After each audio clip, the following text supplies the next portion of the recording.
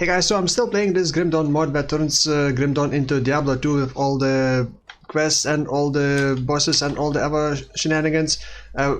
And I wanted to make a kind of quick video and talk about my impression playing classical Whirlwind Barbarian. By the way, I'm gonna say it Cyclone because it's much easier to pronounce for me rather than Whirlwind. So, and because I'm PoE junkie. So actually, I'm not sure if I build it correctly because I don't have enough experience and knowledge with the game. So this is not gonna be a build guide, this is just an impression if you feel like playing a nostalgic classical Barbarian. I'm gonna give you a rough idea of how it feels to play this build and does it have potential, how easy it is to play and stuff like that. And by the way, if you are interested in this mod and don't know about it, check my previous video. I explained more about the mod, how to download and what it has and stuff like that. So I completed Hell difficulty at level 80 with classical Barbarian. The second class what I picked was Amazon, but yesterday new patch came out for this mod which kind of nerfed the double strike for Amazon. And I had 390,000 tooltip DPS for Cyclone, but I lost like 150,000, which I'm slowly trying to gain back. And leveling mostly was quite easy. From Path of Exile I learned that you have to cap your resistances as soon as possible. So I didn't really die that much. I did try a lot of times to kill Uber bosses, defeat Uber bosses, but my build is lacking a bit more damage and a bit more survivability because near the end of the Uber bosses they just one-shot me because we get enraged and stuff like that. By the way, if you want to learn about the Uber bosses and other things, check the wiki because this mod has wiki. I can upgrade a lot of my items. I'm still using relatively weak weapon. I can craft a much better weapon, so my damage would skyrocket a lot more. And the cool thing is, there is this mod which I guess the same as in Diablo 2, the Crushing Blows, which basically does damage based on monster's current HP rather than maximum. And but it has even like massive diminishing returns, or it stops working at around 50%, because as you can see in the clips when fighting big bosses and tougher enemies, first half of their HP drops like almost instantly down to half HP, and after that I guess that mod stops working. That either stops working at half life, or I don't know why, but it just stops doing a lot of damage. And most of the bosses only have like half of their HP because of that mod, and you need to get that mod on something. I do have pretty insane boots, well, at least it looks insane to me, which gives 15% chance of 33% reduction to enemies' health. Along with some other shit. This is unique boots, Gore Rider. I believe you can get empowered version of that as well, or mythical. I actually not sure how that works, but and the rest I kind of try to do like a crit build, but turns out in Grim Dawn you can't really do crit builds, at least not really the same way you do it in like Path of Exile, because your critical strike chance is always gonna be dynamic based on monsters' defenses, and the attack rating is that gives you critical strike chance. Is just weird. I don't really like it, but it is what it is. So then I just try to balance strength and dexterity giving attack rating and slowly increasing critical damage as well, and strength just damage and some tankiness. And from Barbarian, obviously Whirlwind, and then I basically took the Berserker's Rage because that's like an active, almost like an aura, but it doesn't reserve mana, it just casts. It's like a toggle ability. Then I got another one toggle ability from Gal Relic, which at the start gave a lot of damage, but now it's like 15k, 30k is not that much damage, so I'm gonna be replacing it later. And then Speed, Iron Skin of course for armor, and then one of the weapon masters. Currently I'm using Mace, so I'm using the Mace Mastery, but I would prefer to have either an axe or a sword.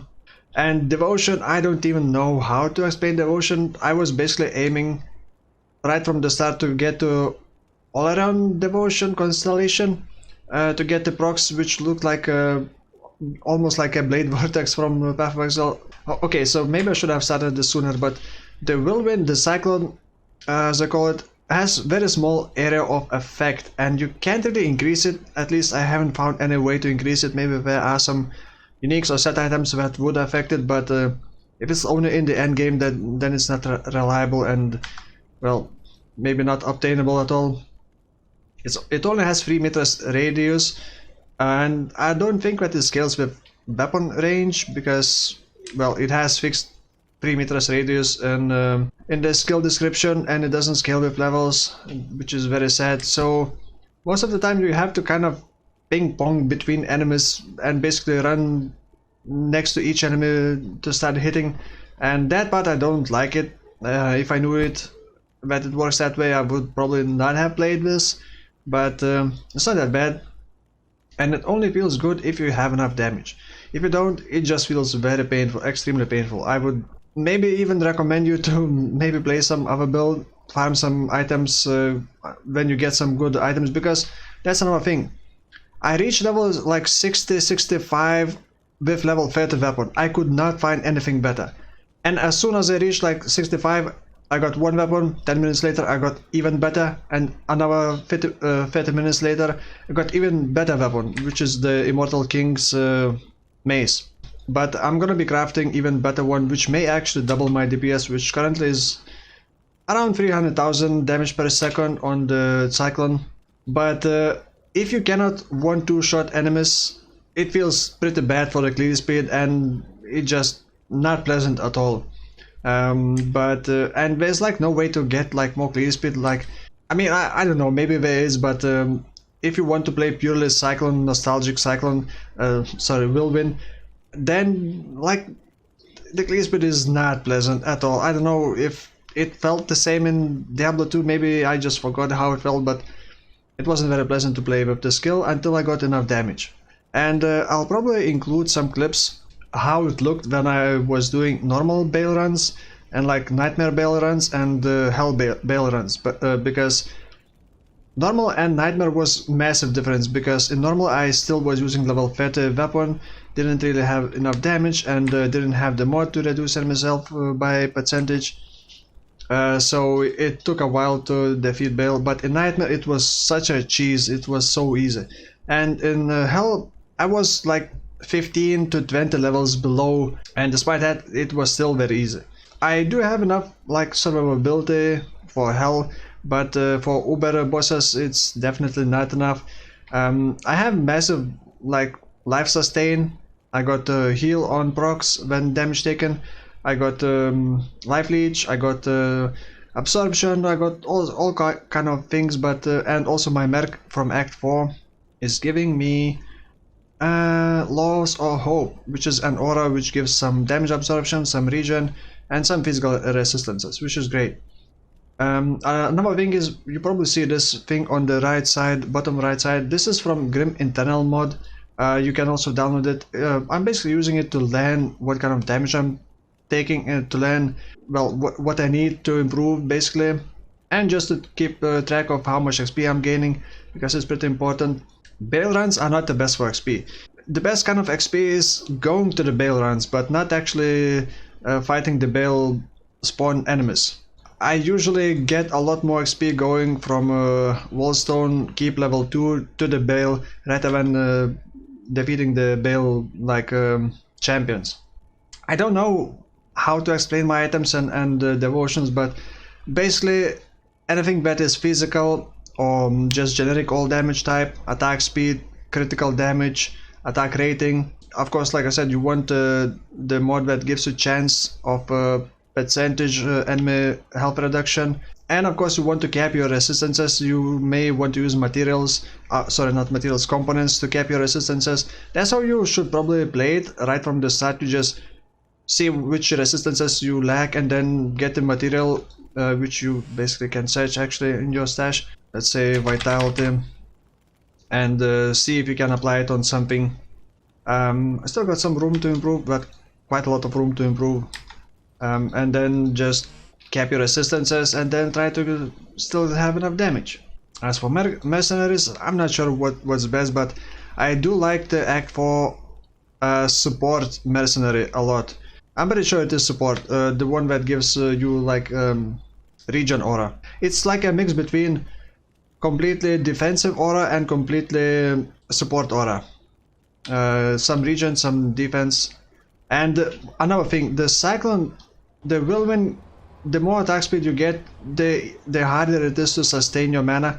I'm not sure why it's so much easier to sustain it now, but I had a lot of issues and I was basically even buying mana flask because I could not sustain my cyclone at all. It got better once I got some devotions, devotion points like this Viper, which has a chance to heal, well not heal but leech mana, which isn't very good, but I got some other things like Tip of Scales, which I believe hits enemies and that damage done to enemies is leached back to you as health, as well as mana.